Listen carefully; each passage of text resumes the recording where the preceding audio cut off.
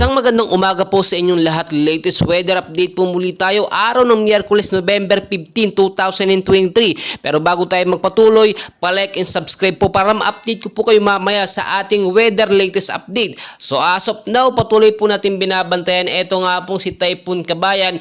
And as of now, isa na lamang pong active LPA. Estimated pong layo na may 1,575 kilometers east of Silangang Mindanao po yan. And as of now, nasa 35 kilometers per hour na lamang po ang lakas ng kanyang hangin na may bugso naman pumapalo sa 45 kilometers per hour pa northwestward po sa bilis naman na 10 kilometers per hour.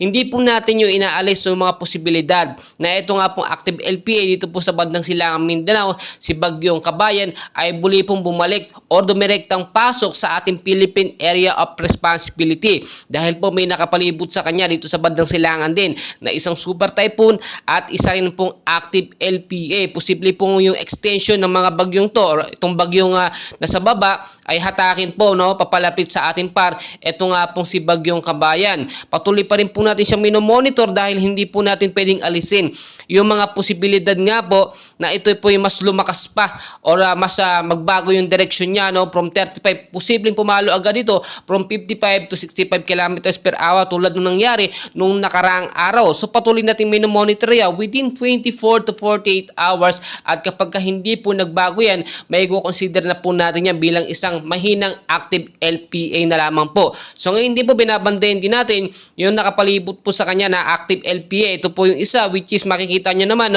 talagang dapat i-monitor natin. Ito po yung sinasabi natin na active LPA na lamang ngayon na pa-direction po siya pabalik sa ating par at posible itong bumalik bilang isang Bagyong Kabayan.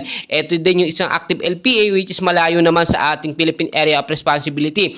Ito po ang kinakatakutan natin si Super Typhoon Mal which is 110 kilometers per hour ang lakas posibleng hatakin niya papalapit sa ating par itulak papalapit sa ating par. Ito nga pong active LPA na dalawa dahil nga po sa malakas na hangin niya. So ngayon din po apektado rin po tayo ng tinatawag po natin na shear line or northeast monsoon na siya pong tumatama sa ilang bahagi po ng Luzon, Visayas at Mindanao. Madalas po nating nararanasan yan tuwing hapon po hanggang sa gabi yung mga biglaang pag-uulan po, nararanasan po natin yan.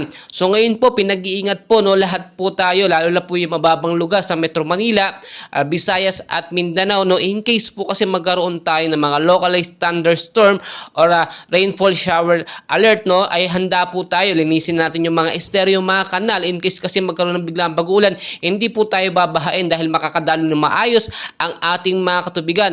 Mag-ingat din po yung sa matataas na lugar, yung mga landslide prone area in case po may hypnosis tayo ng rainfall shower ay hindi po makakaiwas po tayo sa landslide maging I'm ready po tayo sa bawat posibilidad. Hindi po yung tipong may bagyo saka pa lang tayo maghahanda. Ngayon po active LPA pa lamang yung ating hypnosis galing sa Pag-asa ay maghanda na po tayo, maging alerto po tayo sa bawat oras at tulad nga po ng aking sinasabi ay nasa rainy season po tayo at posibleng tumagal pa nga po ito hanggang sa 2024 ng February. And expect din po bago matapos ang Nobyembre ay 3 hanggang 5 bagyo pa ang posibleng pumasok sa ating Philippine Area of Responsibility and hopefully matunaw yung mga bagyo na yan at kahit hanging amihan na lamang, wala namang problema po yun. So patuloy ko po kayong update and please ako yung nakikiusap, palike and subscribe naman po, pahit na rin po ng notification bell para ma-update ko po kayo ulit mamaya sa ating latest weather update at sa kalagayan ng ating binabantayan na active LPA at bagyo na posibleng pumasok sa ating par.